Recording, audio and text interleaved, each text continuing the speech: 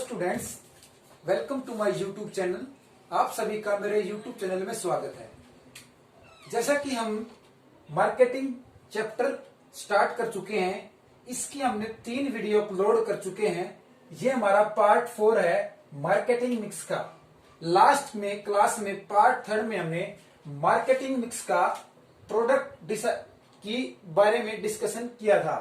Product के बारे में कौन कौन सी बातें थी वो डिस्कशन की थी, ब्रांडिंग, लेबलिंग और पैकेजिंग। आज हम प्राइस मिक्स के बारे में पढ़ेंगे। जैसा कि आप सभी को पता है, प्राइस का मतलब होता है कीमत हिंदी में। तो किसी वस्तु को खरीदने के बाद अब हम उसके पैसे देते हैं, वो हमारी प्राइस होती है, उस वस्तु का यूज हम करते हैं।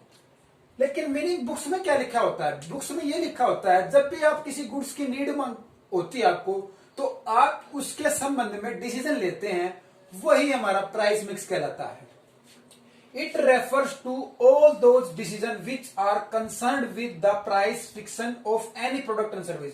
कि कोई भी प्रोडक्ट और सर्विस है जो जिन क्रियाओं के साथ जुड़ी है, उसके संबंध में हम डिसीजन लेते हैं, उसी को बोला जाता है प्राइस मिक्स। हिंदी में क्या है? इसका अभिप्राय उन सभी निर्णयों से है जो किसी वस्तु अथवा सेवा का मूल्य निर्धारण के संबंध में है। अगर आप ये बोर्ड खरीदने जाओगे तो आप डिसीजन लोगे कि मुझे बोर्ड चाहिए है, मुझे बोर्ड पे काम करना है।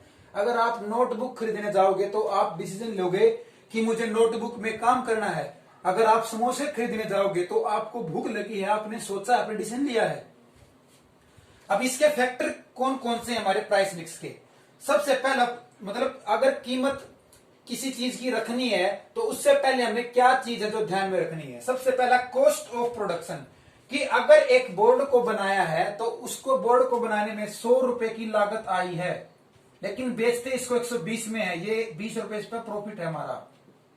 ठीक है, मतलब कहने का मतलब ये है कि एक्चुअल कॉस्ट क्या है किसी भी गुड्स को बनाने में। इसकी भी 2 बातें होती हैं, एक तो फिक्स प्रोडक्शन, एक होता है वेरिएबल प्रोडक्शन। देखो, कोई भी गुड्स बनती है ना, तो उस पे एक बात तो जरूर होती है, क्या? फिक्स की। और दूसरी बात क्या होती है? वेरिएबल की। फिक्स में क्या आएगा कि चाहे आप 1000 बोर्ड बनाने का काम स्टार्ट कर लो, चाहे 1 बोर्ड, आपको उस जगह का किराया देना ही देना है। फिक्स है ये।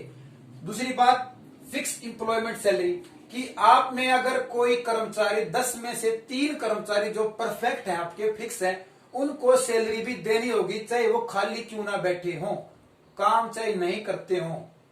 इसके बाद वेरिएबल होता है बदलते रहना। रॉ मेटेरियल जो हमारा माल बदलता रहता है, एक माल को यूज करने के बाद दूसरा माल, फिर तीसरा, फिर अनदर। इसी तरह वेजेस भी हमारी घटती बढ़ती रहती है। कभी वेजेस का रेट ज्यादा हो जाए तो कभी कम, लेकिन हो सकता है वेजेस ज्यादा ही ज्यादा हो, कम के चांस कम हो। सेकंड पार्ट है डिमांड ऑफ प्रोडक्ट। कि ये सारे जो आदमी हाथ ऊपर खड़े कर रहे हैं, किस लिए? कि इनको किसी गुड्स की डिमांड है। मान लो कि इनको बोर्ड की डिमांड है, बुक्स की डिमांड है, खाने की डिमांड है, पेन की डिमांड है, पेंसिल की। ये सारे हाथ खड़ा करके बोलते हैं, हे मुझे गुड्स मिल जाए, ये वस्तुएं मुझे मिल जाए। सेकंड बात क्या है कि गुड्स को ध्यान में रखते हुए हम डिमांड करते हैं किसी भी गुड्स की। फिर है price of competitive firm. Competitive firm का मतलब है प्रतियोगिता। जैसे कि आप मार्केट में जाते हैं तो एक दुकान जिसमें जो गुड्स मिल रहा है उसके सिमिलर बहुत सारी दुकानें होती हैं, और ये हमारे दिमाग में होता है कि हम एक दुकान से कभी भी कोई चीज नहीं खरीदते, क्योंकि हम पहले उसका प्राइस देखते हैं कि सभी दुकानों पे कितने रुपए है, तब जाके हम उस गुड्स को खरीदते हैं। यही बात इसमें बोली जाती है। प्रतियोगिता में 1, 2, 3, 4 नंबर की दुकानें हैं, आप सभी के बारे में सभी के पास 1 बाय 1 करके जाओगे, उस गुड्स के बारे में पूछोगे।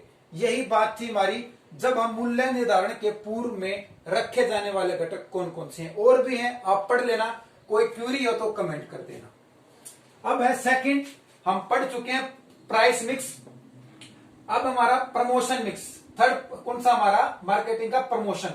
अब एक बात बताओ कि अगर हम कोई गुड्स हमें अच्छा लग रहा है, हमारे दिमाग में उठते बैठते वही नजर आता है, तो आप क्या कर रहे हो? उसको अपने माइंड में झंझोर रहे हो।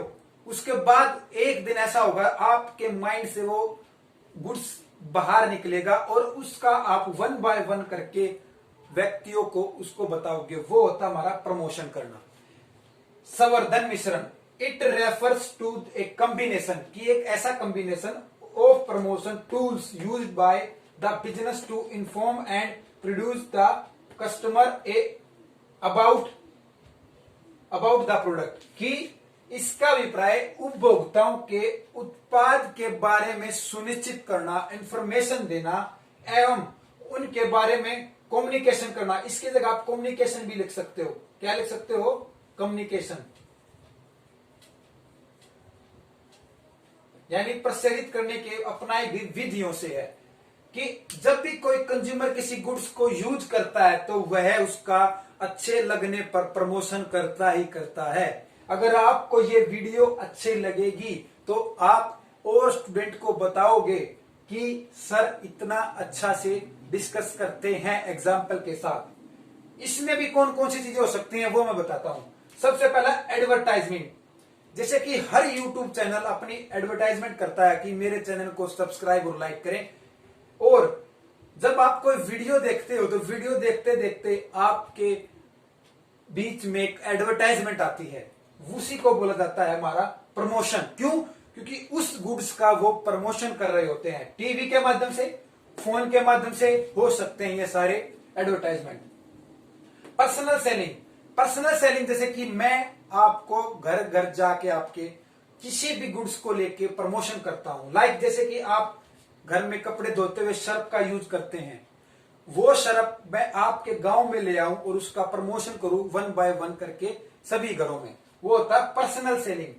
सेल प्रमोशन का मतलब होता है कि अगर कोई गुड्स हम बेच रहे हैं तो उसके साथ कोई extra gift, extra sample, extra coupon, extra किस दे देते हैं, वो हमारा सेल प्रमोशन कहलाता है। क्यों? अगर आपके गांव में मैं सर्फ लेके आया और साथ के साथ उसके साथ डिजन एक साबुन की पेड़ी दे दूं या फिर कोई और चीज दे दूं तो आप कहेंगे कि हमें ये फ्री में मिल रहा है, और साथ के साथ मैं